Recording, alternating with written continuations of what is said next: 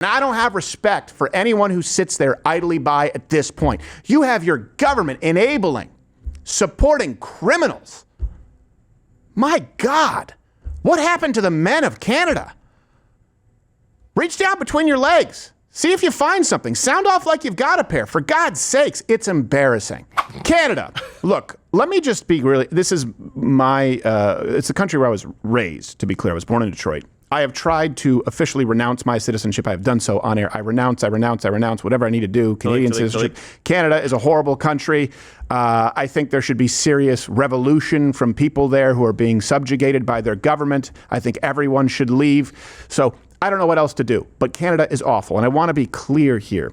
You don't need to go to full-fledged communism to get to levels of unacceptable oppression, to get to levels of oppression and violations of rights that necessitate some kind of revolution. Yes, armed. Now, I'm not saying go and kill somebody specifically. I am saying that Canada has 10 years left if they continue at this pace.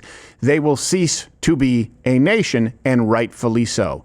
Canadians, you need to find your backbone, because this weekend, and by the way, in a long line of horrible weekends, there was a man from Vaughan, Canada, was murdered by home invaders searching for loot. But the fallout and the advice from the authorities in Canada is what is so distressing and may seem foreign to you Americans. But I want you, when you hear what they say here, I want you to go, oh, that's exactly what the Democrat Party would do in the United States if they had unfettered power. It's time to go to No Canada. No Canada, you've got once again. So, they always screw up. I just want to contrast, just to give you an idea here, as to Canada versus, a good example, Florida. There is an epidemic of, I don't want to say a crime epidemic, but there's a statistical increase, by the way. The epidemic in Canada is Canadian officials and those in positions of authority who serve to protect your God-given rights, instead stripping the citizens of God-given rights, telling people not to fight back against home invaders or violent criminals. As it stands, we know the best defense for most people is to comply. As you've just heard, a number of safety recommendations. That's not defense.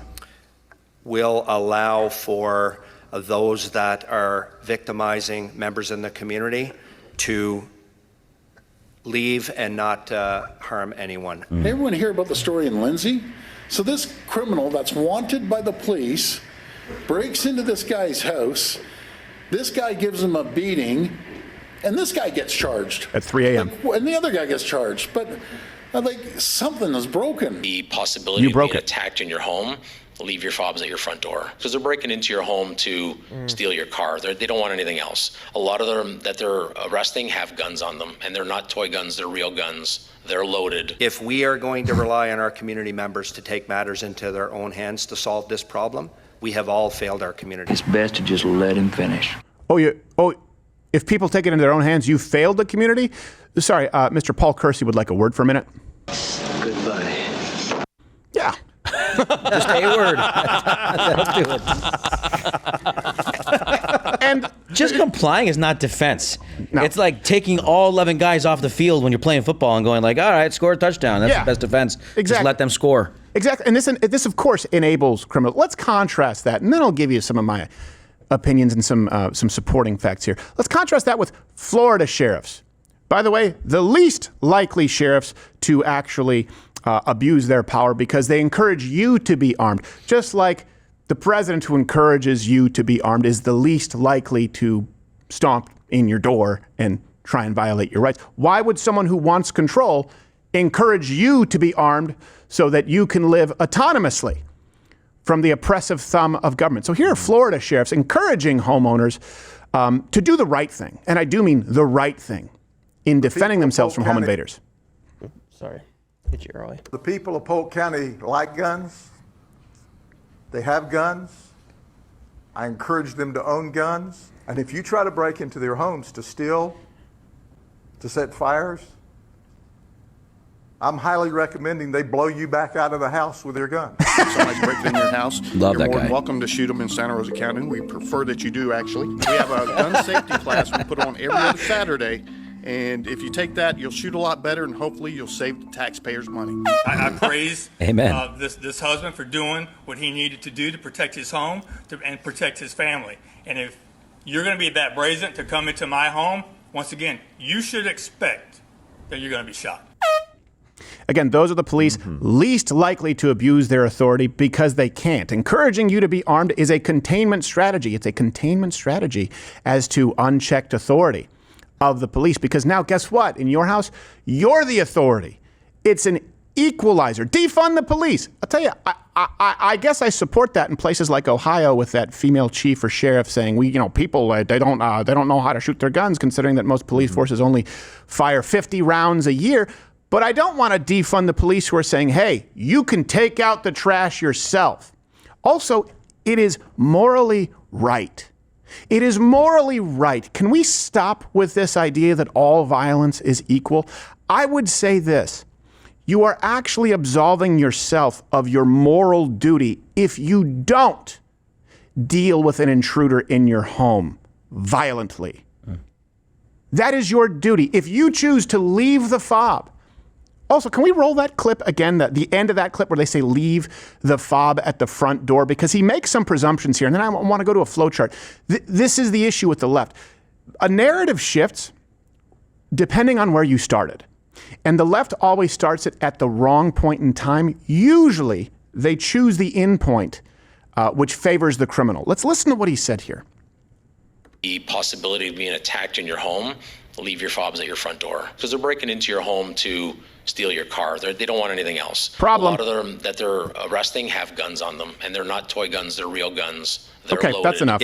So he says, they want your car, right? So just leave it there. Here's the problem. Many times they don't.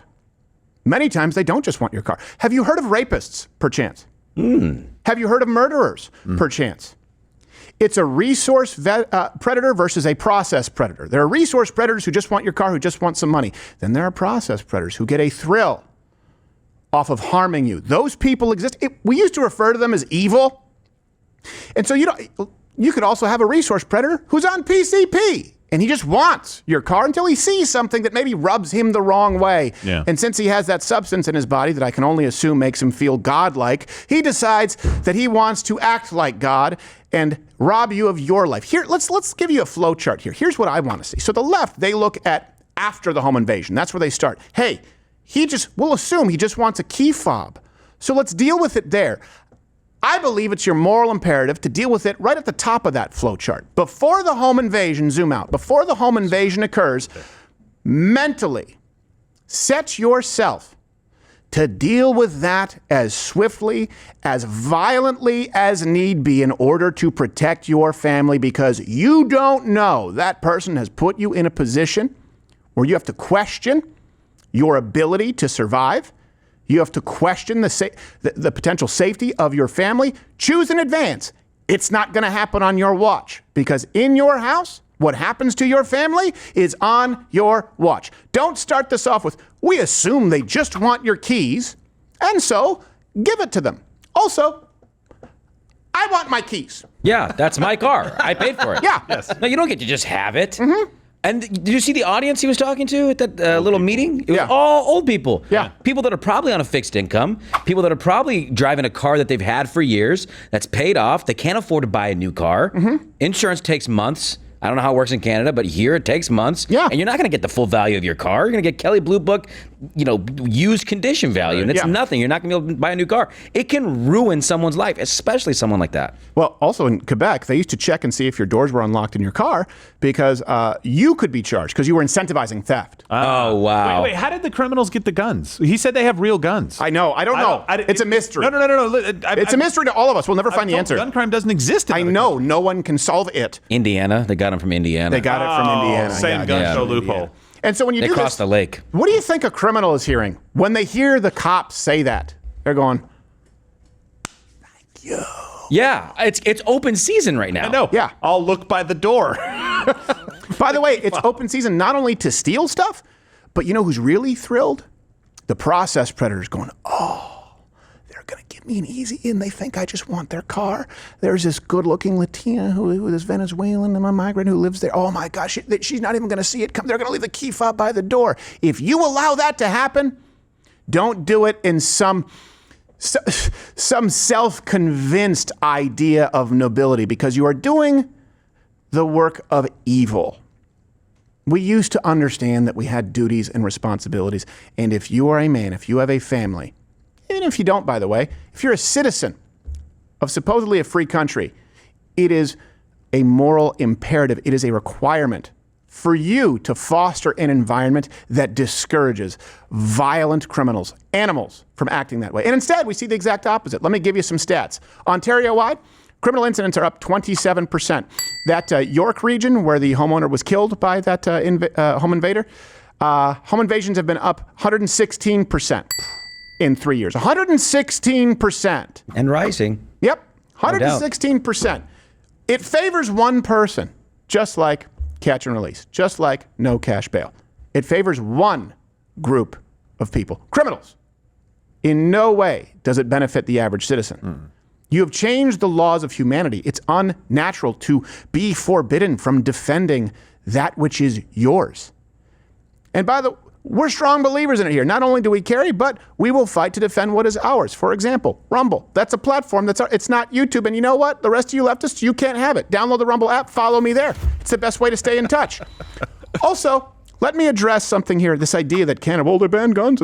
Canada is not the peaceful place that you think overall.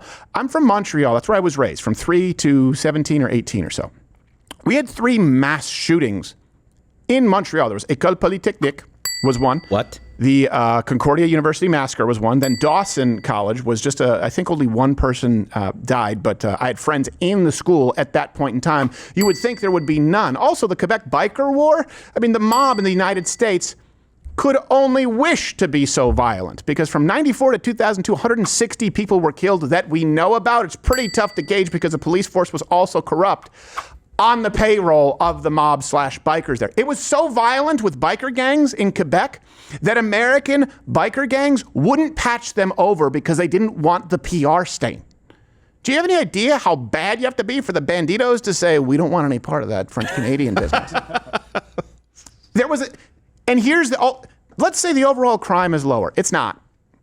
I'll still say, you know what, I would take higher crime. I don't have to, but if I was forced with it, I would take a higher crime rate if it meant that I had a fighting chance. If it meant that situations like we saw in 2020 in Canada, where a gunman went on a 13-hour rampage, shooting spree across Nova Scotia, murdering 22, guess what? I would take a slightly higher crime rate if I can be the one person who stops him. Think of that.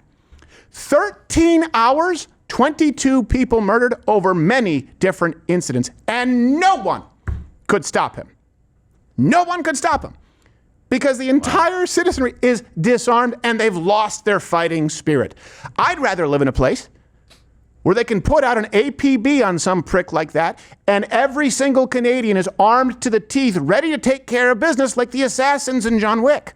Attention all Canadians. There's an APB out on an armed robber. Please arm yourselves accordingly, eh?